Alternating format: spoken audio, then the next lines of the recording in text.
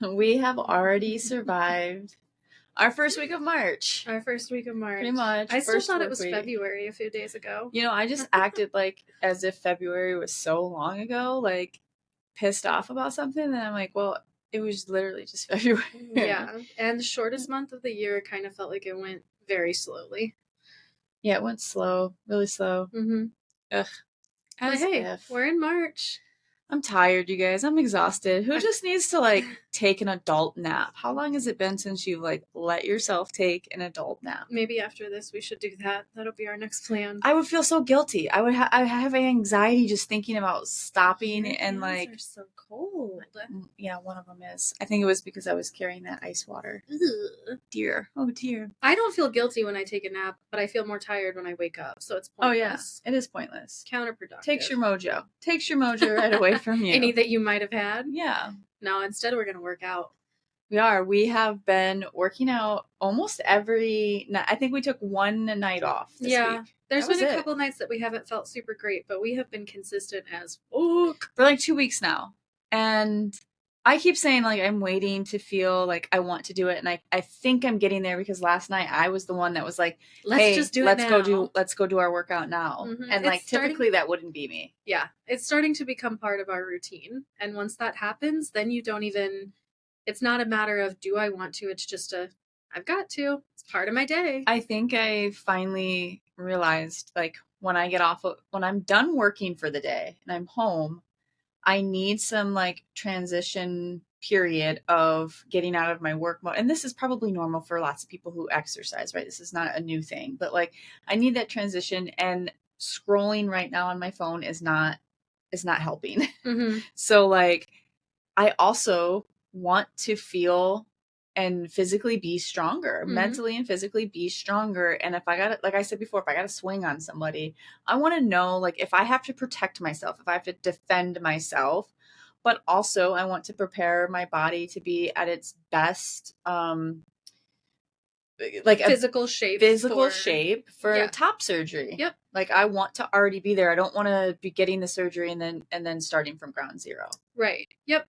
And that's just a lot of strength training because you don't have weight to lose. You're a very tone fit person in general, but you just need to build muscle. And so that's what we've been working on. Lots of weightlifting, but the consistency has already started to show results. Like we have already upped our rep count and we're already seeing progress, and it feels good. Yeah. It feels really good. It does. I'm totally for it. I'm proud of you. I think it's cool too when we're already so in sync, always being next to each other. We complete each other's thoughts or sentences.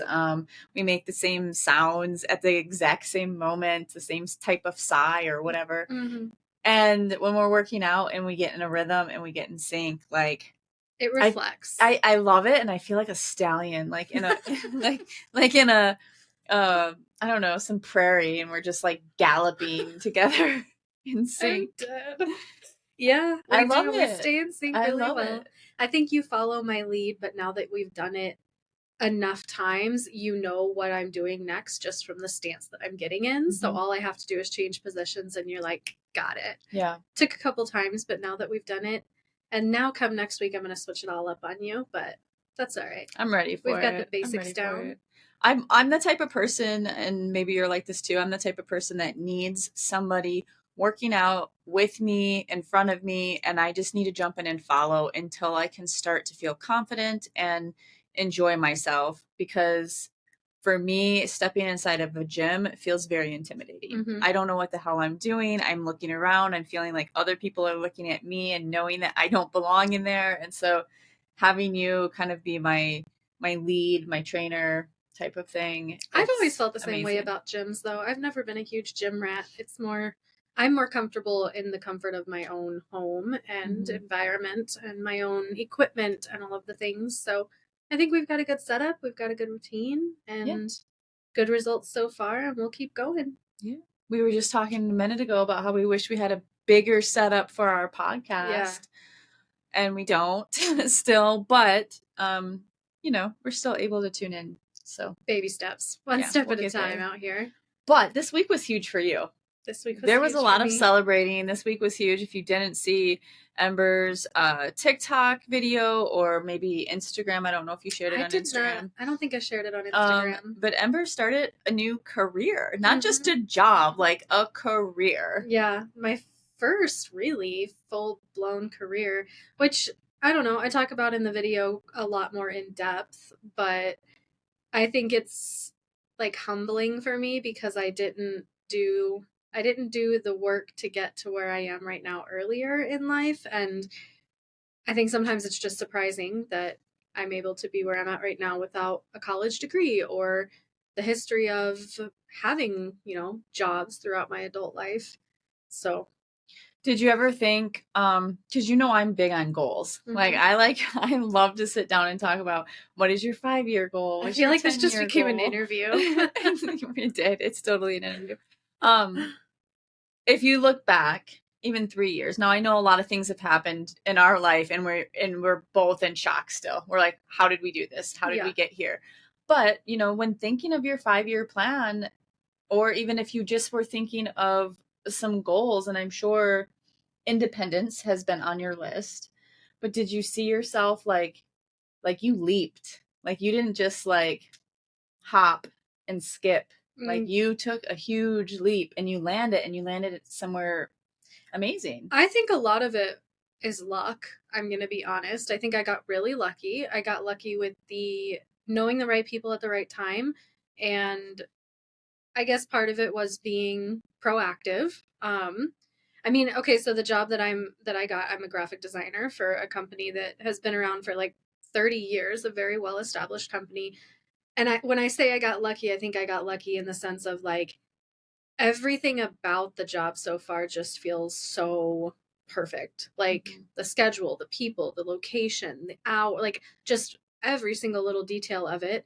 So that part of it, I'm like, holy shit. Like, how could I have asked Yeah. for something? I couldn't have asked for something better than this. But then, like, the proactive side of it is like, as soon as I got the information about the job, it was like I turned in that application within minutes and then Mm-hmm. got a call back. And then it's like interview was the next day and then got And there were others that there were interviewed. like six others I learned yesterday that a lot of which had more experience than I do, like by far, like Mm-hmm. degrees in this fucking career path. And so, had I had more competition come in at the same time as me, who knows if I'd be where I'm at. But um, yeah, and like I said in the video, a lot of it, all of it is because of you. I mean, everything that I know when it comes to graphic design, I learned from you. Now, with that being said, I've had to teach myself a lot of things at the same time, but all of the basics were because of you.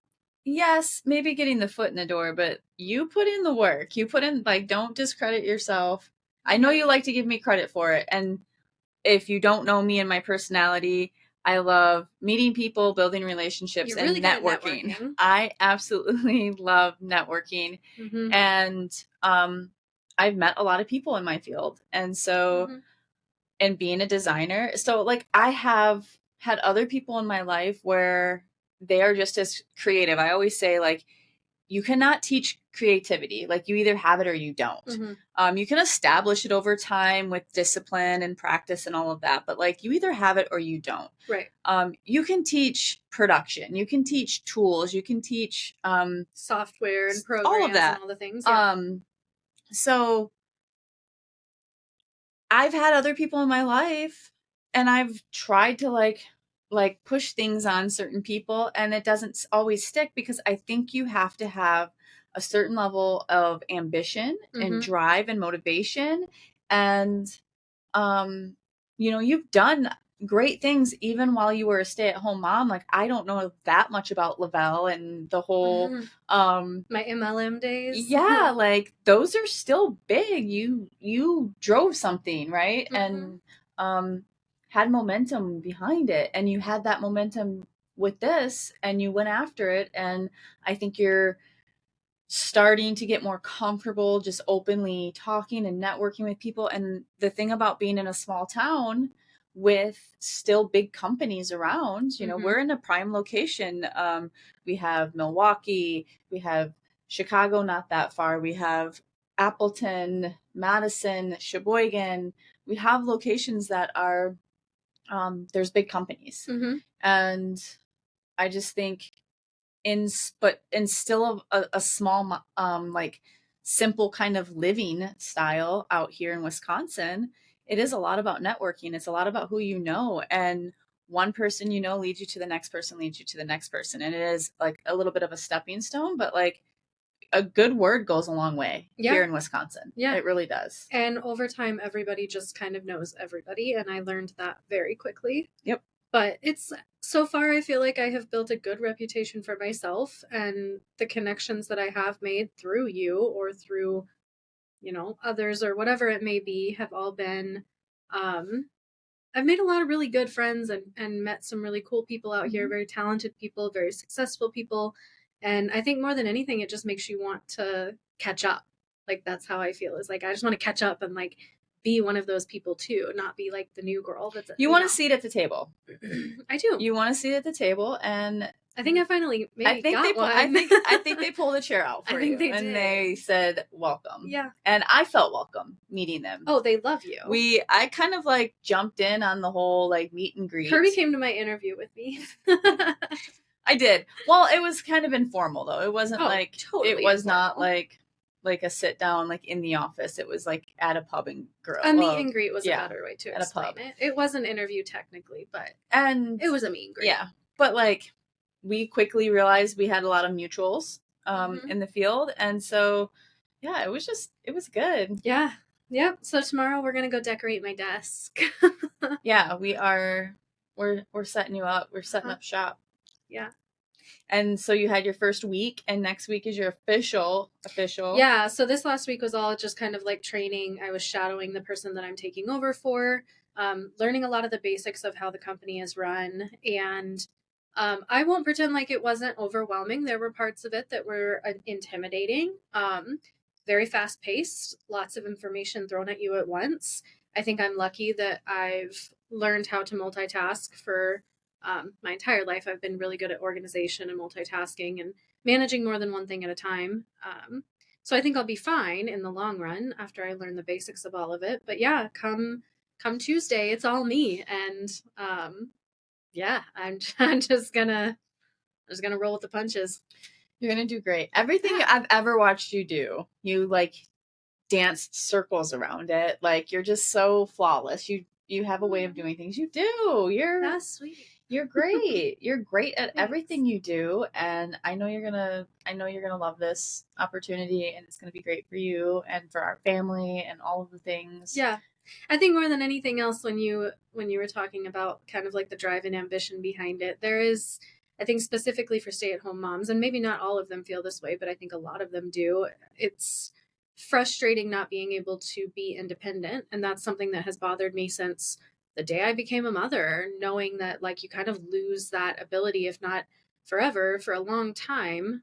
You lose the ability to go out and grow on your own, and say you lose everybody in a devastating accident and then you're left by yourself, like you have nothing to show for. You have everything that you did for your kids or for your spouse or for your family, whatever that may look like, but you don't have anything for yourself. And that part of it was at a point where like I couldn't keep going like that, because there was nothing filling me up. I was just like in this robotic, routine of like, okay, I've cleaned this same fucking room 17 times this week, and I don't gain any kind of like accomplishing feelings from doing that. Yeah. So I'm excited. I'm excited to see where it leads me, and had a good conversation with my boss yesterday talking about like the longevity of it and where my head was at when it comes to that, and being able to say like, no, I plan on being here for years to come and grow with the company was exciting. Mm-hmm. Yeah, I think hearing you say all of that and thinking, wow, you're becoming a mother at 17, 18 years old, and there are a lot of young moms out there that make it work or have the life that works for them, or get to a place of independence on their own timeline. But it is hard when it's a lot easier. What I'm trying to say is that it's a lot easier when you're older and you've already established a foundation and you've had the ability to decide, do I want to be a stay-at-home mom, or do I want to continue a career and do daycare? And that's a lot of times it's hard to afford to have both people out in the field working and then have daycare on top of that and multiple kids. And Yep. it's a decision. It's a hard decision either way, Hmm. but I think being a little bit older and established allows you to make a decision, and you didn't have an opportunity because I think you were still a child I was and absolutely still a still a child. child and having to just see what's right in front of you Yeah. and not much further than that. Yeah. Well, and I think it's so easy for the mom to fall into a place of like, well, I'll just allow for them to take care of me, like them being your spouse at the time, right? Like Mm-hmm. most of the time, not by any means all of the time, but oftentimes it's the man in the situation that has the career or has the opportunity for the career. And so the mom just kind of holds back and says, like, okay, then I'll just take care of the kids and the family. Regardless of if she really wants to do that or not, Mm-hmm. just kind of falls into place. And I think eventually it catches up to you. Eventually you're like, what the It's fuck? very like what was that? Ballerina Farms. Yeah. Very, Yeah. very much that. Very, and And it sometimes doesn't it always have to be a bad thing either. right, Some women exactly. love that life, and I love that for them. And if that's what fills you up, great. I hope that you're able to do that forever, even after your kids are well grown and all of the things. Like, love that for the people that love it. I just think there are a large mass of us that don't actually love it. We just do it. I could tell you right now, I had no interest in being a stay-at-home mom. Hmm. I had no interest. I went back after 6, 7 weeks with every pregnancy, and yeah, I couldn't imagine. I mean, there were days I was tired and I was up all night and it was a drag and it was hard to juggle and those types of moments. But I am thankful that I was able to still include daycare in my plan and and grow my career. Yeah. Yeah. And so like, I'm just, I'm not, putting you down by any means by saying that. I'm just saying like the importance of like, being a young being a Hmm. young parent versus being a little bit older and a little bit more mature is still a bit it's Yeah. a big Well, I jump. don't think there's any right or wrong way to go about it. I think, like I said, it just depends on everybody's situation. Some Hmm. people can, some people can't, some people want to, some people don't. So what would Um, be your advice to somebody who is maybe starting to mm, see light at the end of the tunnel? It's like kids are gonna go to school soon, starting pre-K, whatever it might be, or just getting into a routine where the kids don't depend on you as much and you're like, now what's my next step? Is it a hobby or is it a jobby or a jobby. like which one, like. I think my first piece of advice is don't always listen to what others think is best for you. And that can go for like any different situation in your life, whether it's motherhood or career or whatever the case may be. I think listen to yourself first because there were so many people throughout my life who told me which direction I should go.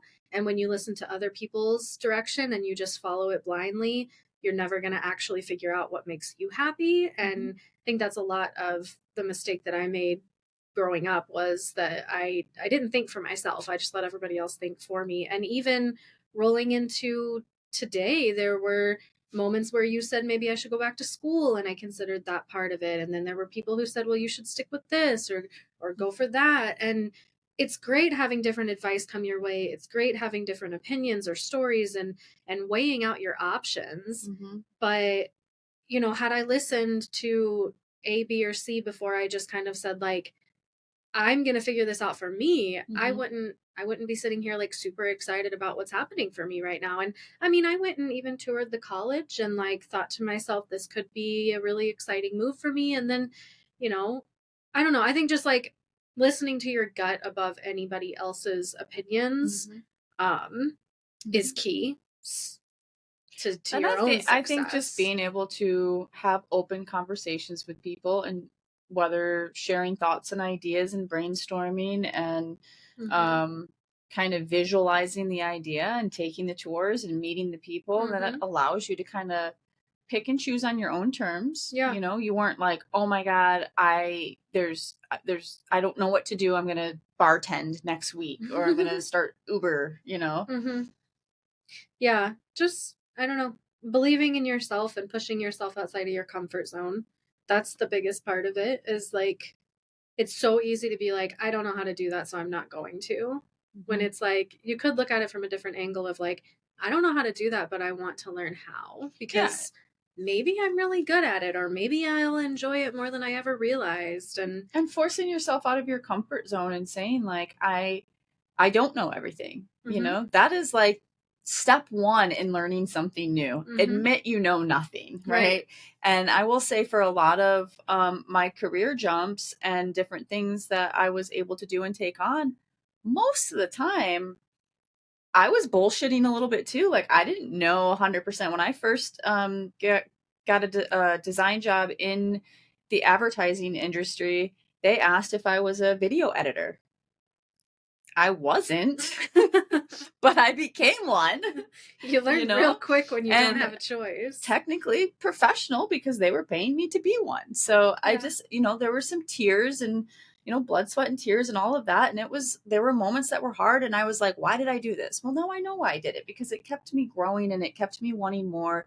And I was on my toes and I was eager to learn. And I wasn't being forced to go to, I mean, I did have to go to school, but like after the fact, when I was in my career, it was all up to me. The limit was up to me of like how far I wanted to push it. And so I think you've been doing that, where you're just like, I'm going to roll up my sleeves. I'm going to figure this out.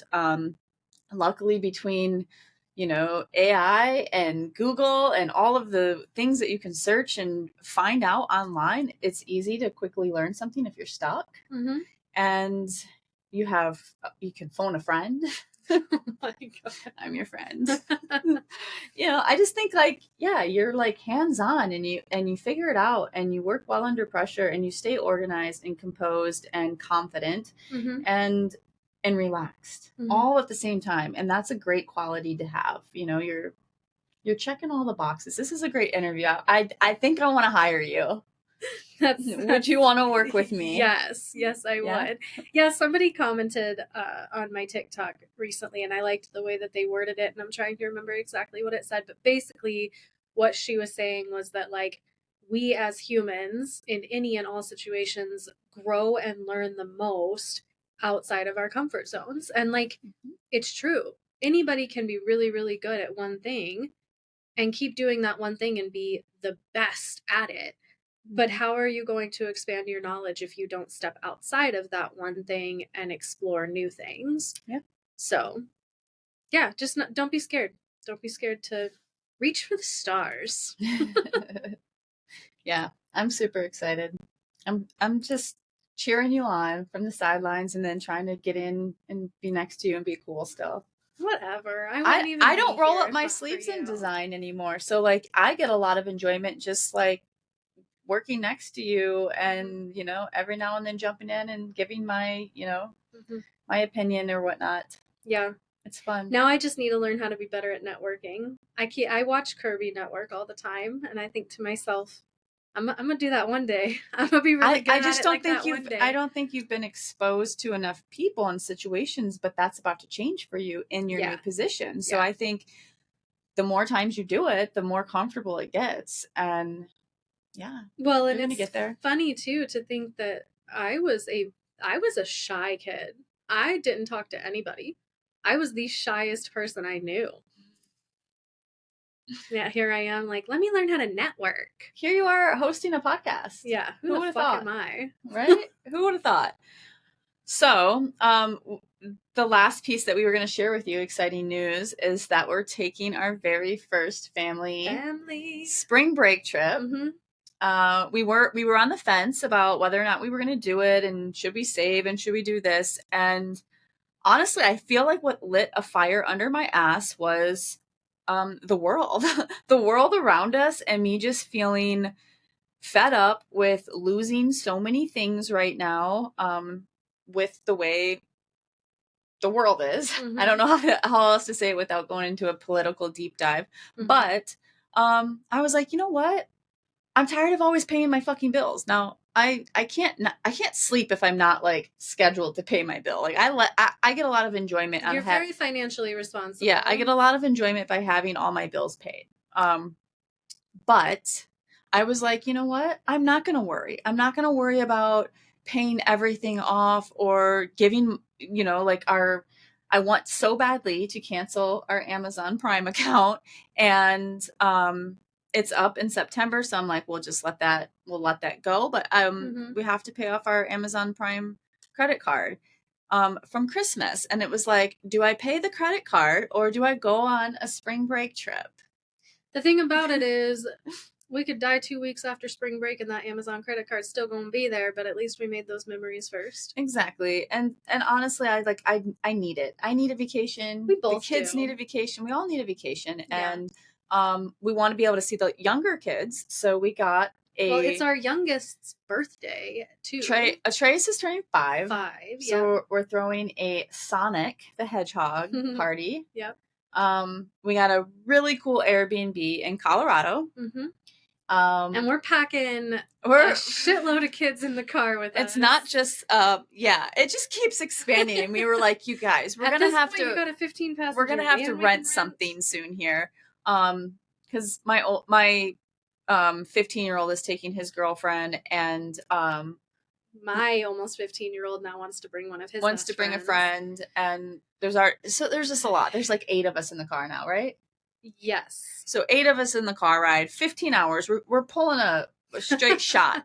It came down to, we are on a budget too. Like we're not just like rolling in the dough here. We are on a budget, and to get 2 hotel rooms to just crash for a couple hours and get back on the road and drive seems it was more insane. Expensive than our Airbnb, basically, like per night. Stupid. Yeah, per night. So we are gonna leave it at like 2:00 in the morning. And we're driving straight we're through. Plow right through it. And we have a couple of them that have their temps and they need some practice. So maybe when we hit like Nebraska or something and it's really boring and we need a break, we'll make out in the back seat while they drive. We will. As long as it's not stinky. Ew. I've already talked about that a few times, like air fresheners and stuff. There's a lot of teenage boys. Yeah, it is going to be a lot. It's going to be fun though. It makes me think of like when my family used to do trips from Colorado to Texas, and like in that moment there were moments, that it's like, what the fuck? Yeah. But that's something you never forget. It's family. Yeah. So like I told you the other day, this could be the only trip that we take with this exact group of people and this exact group of our kids. And unfortunately, Kyle won't be able to join us, the oldest. He's a whole ass adult of his own, though, so he's got his own things going on. But we have all of our other kids together at the same time. And, like, I sound like my mom right now, but that's, like, it's cool having those moments and, like, allowing those to stick forever. Well, and the one thing that makes us, not just for, like, the whole group to be together, but because we want to celebrate Atreus's birthday party, and we have this nice big Airbnb, we were able to invite your family members to the Airbnb and celebrate a birthday. And I think the biggest piece that made us even start figuring this out was while setting our boundaries and having our safety checklist of like what makes us feel the most comfortable and safest when we're around family members is when we're in control. Yeah. And we're in control with them coming into our world versus us trying to squeeze our way, nudge our way safely into their world. Right. Because if you've been listening from my last trip to Colorado, it was that same way that you just described, where it was like I was very much so stepping into their safety zone, which is fine to an extent, but they've never seen us in action. They've never seen us in action. We've never been there and created a safe space for ourselves and then allowed others to come to us. And I'm really excited to like see how that all plays out. And, there's going to be like longtime family friends that I've had, their kids, things like that. And yeah, it's going to be a really great time. Yeah. And there's a hot tub. So in a game room. That's where you'll catch me. Yeah. Catch me in the hot tub. We'll be in the hot tub. So if you randomly don't hear from us while on spring break, I think we'll be able to still get an episode in. Oh yeah. But who knows? Maybe Like, not. tomorrow is never promised. It's true. We've been saying that a lot lately, but it is true. It So is true. live your life. Make the memories. Don't freak out about everything that's going on right now. That I'm saying this to myself. Yeah. This is like note This to is a self. pep talk. Don't freak the fuck out with everything that keeps happening in this world, because every day it's just a little bit crazier and scarier. But I think Find those also, moments. yes, exactly. Find the good. Hold Hold on to on. the good stuff still. Yes. Hold on to the good stuff. It's 'cause not all rotten out there. there's always good things happening, even when it doesn't feel like it. Yep. And it's still okay to celebrate, and it's still okay to find the happy stuff, even though we're pissed off. We stay pissed off, but we still make time for the happy, and that's how we have the energy to keep going and keep sharing and keep having a voice. And when in doubt, go get yourself way too much sushi and eat every last bite of it like we did last night, because that was quite the celebration. We didn't think we were going to be able to finish all the sushi, and it was Why are you laughing? Baby, why are you laughing like this right now? Snap out of it. It was what? We didn't think we were going to be able to finish it, but it was what? It was incredible, and we left no crumbs, y'all. Left no crumbs. It was that good, and now we're gonna go exercise. Yeah.